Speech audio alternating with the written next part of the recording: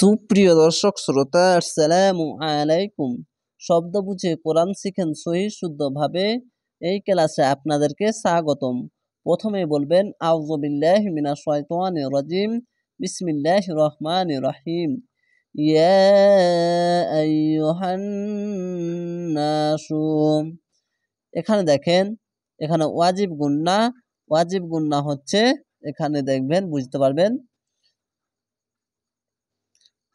ওয়াজিব গুন্না হচ্ছে দুইটি, মিমের উপরে তাজদিদ এবং নুনের উপরে তাজদিদ থাকলে ওয়াজিব গুন্না হবে।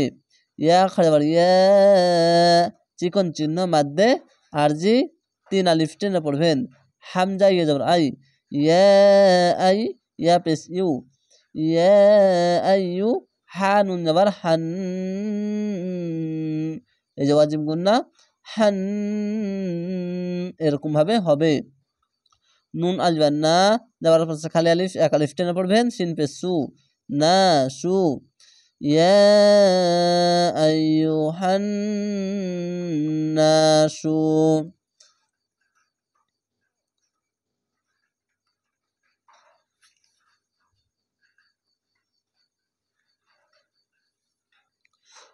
কুলু, কাপ পেশ কু, লাম পেশ লু, কুলু।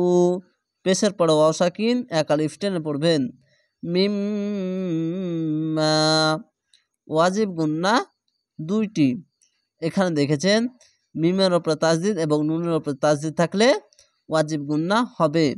দেখেন এখানে দেখেন নুনের ওপরে তাজদিদ পড়েছেন, এখানে দেখবেন মিমের ওপরে তাজদিদ আছে, তার জন্য দুটি শব্দই মিমের এবং নুনের ওপরে তাজদিদ থাকলেই ওয়াজিব গুন্না হবে। মিম মিম জের মিম, মিম আলিফ জার মা, মিম মা। যাওয়ার পাশে খালি আলিফ, এক আলিফ টেনে পড়বেন। ফিল, ফা লামজের ফিল, এই খালি আলিফ বাদ হয়ে যাবে। আর দি, হামজা রজবর আর, দজ্জের দি, আর দি। হালালাং, এখানে ইকফা গুন্না দেখেন 15টি হরফ, ইকফা গুন্না 15টি হরফ। এবং এখানে দেখবেন 2 জাবার 2 পেশ এবং 2 জের বা নুন সাকিন যদি আসে, তার পাশে এই 15টি হরফের মধ্যে যে কোনো একটি হরফ আসবে, তাকে ইকফা গুন্না বলে। দেখেন 2 জাবার এসেছে, দেখেন এখানে 2 জাবার এসেছে, তার পাশে ত আছে, 15টি হরফের মধ্যে একটি ত আছে, তার জন্য ইকফা গুন্না বাংলা অনেস্কার মতো হবে হালালাং, এভাবে গুন্নাটি হবে। খার জাবারে এক আলিফ টেনে পড়বেন। তয় ইয়ে যাবার তয়, ইয়া জারি তয়, বা আলিফ দো যাবার বান, তয় ই বান। এখানে যদি থামেন, এখানে থামতে পারে বা মিলিয়ে পড়তে পারেন, তো এখানে যদি থামেন তাহলে এক আলিফ টেনে পড়বেন। তয় ই বা, একটি জাবার বাদ দিয়ে এক আলিফ টেনে পড়তে হবে যদি থামেন। আর যদি না থামেন, যদি মিলিয়ে পড়েন, তাহলে এখানে ঈদগামে বা গুন্না হবে। ঈদগামে বা গুন্না ইকফার গুন্নার মতোই হবে। যদি নুন সাকিন বা 2 জাবার 2 পেশ এবং 2 জের যদি আসে, তার পাশে যদি এই 4টি হরফের মধ্যে যদি আসে ওয়াও, মিম, নুন এবং ইয়া, তাহলে বা ওয়াও দো জাবার বা উ, এভাবে গুন্না হবে। তয়িবাউ, ওয়ালা, ওয়া যাবার ওয়া, লাম আলিফ যাবার লা, ওয়ালা। যাবার পাশে খালি আলিফ, এক আলিফ টেনে পড়বেন। তাত্তাবিউ, তা যাবার যাবার তাত্তা, বাজের বি, তাত্তাবি, আইন অফিস উ, তাত্তাবিউ।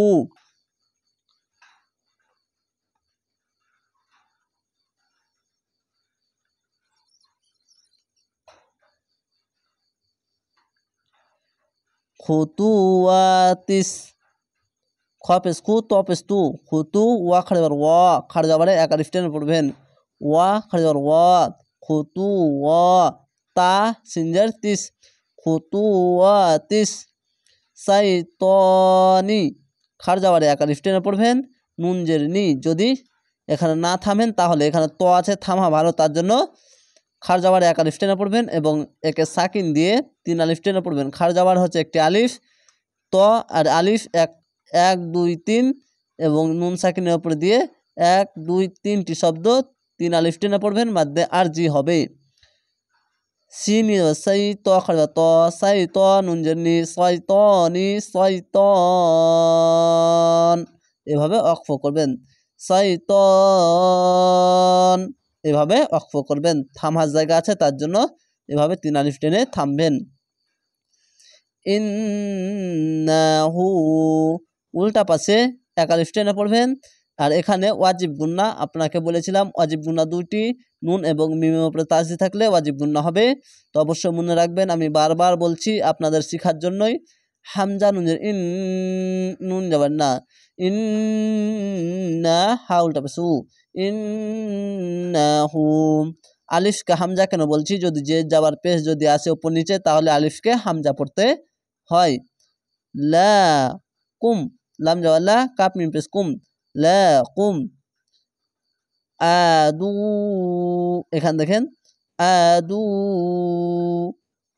এই ওয়াও কে দু এরকম ভাবে পড়তে হবে না। কেন, আপনাকে বারবার বলছি কেন পড়তে হবে না। এই যে দেখেন এখানে দুই পেশ নাই তার জন্য।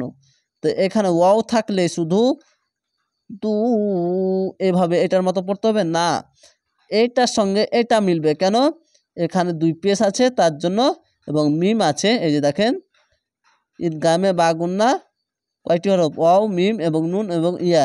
এখানে মিম আছে, এখানে দেখেন মিম আছে, তার ডান পাশের অক্ষরে দুই পেশ এসেছে। এখানে রাইট দেওয়া আছে, দেখেন বিষয়গুলি অবশ্যই মনে রাখবেন। দুই পেশ, দেখেন দুই পেশ, তার পাশে এই যে এই মিম আছে, তার জন্য এরকম হবে। আদু, ওয়াওকে ধরে নেবে, দাল ওয়াও পেশ, দাল ওয়াও তাসদিদ বাড়া, তার জন্য দাল ওয়াও পেশ দু, আদু। এবার এখানে গুন্না হবে দু, এখানে দু না বলে দুম, এভাবে গুন্না হবে দুম, আদু দুম, এভাবে গুন্নাটি হবে। মুমিনুন, মিম পেশ মু, নুন ইয়েজের নি, সরি, মুবিনুন, মিম পেশ মু, বা ইয়েজের বি, মুবি, নুন দো পেশ নুন, মুবিনুন। জেরের পাশে ইয়া সাকিন এক আলিফ টেনে পড়বেন। আর এখানে দুই জাবার দুই পেশ, দুই জাবার শুধু থাকলে এক আলিফ টেনে পড়তে হয়। যদি নুন জাবার জের পেশ, দুই যে পেশ দুই জের যদি আসে তাহলে এগুলো বাদ দিয়ে মনে মনে সাকিন দিয়ে 1 2 3 তিনটি শব্দ তিন আলিফ টেনে পড়বেন। জেরের পাশে ইয়া সাকিন এক আলিফ টেনে পড়তে হয়। আর শেষ অক্ষরে সাকিন দিলে 1 2 3 তিনটি অক্ষর তিন আলিফ টেনে পড়বেন, মাদ্দে আরজি হয়ে যাবে। মুবিন, এভাবে শেষ অক্ষরে সাকিন দিয়ে এভাবে উচ্চারণ হবে। তো আশা করি আপনারা বুঝতে পেরেছেন। তো অবশ্যই ভিডিওগুলি অনেক গুরুত্বপূর্ণ দিয়ে দেখবেন এবং শিখবেন। ইনশাআল্লাহ আপনারা পবিত্র কোরআন শুদ্ধভাবে শিখে নিতে পারবেন। ভালো থাকেন, সুস্থ থাকেন। আসসালামু আলাইকুম।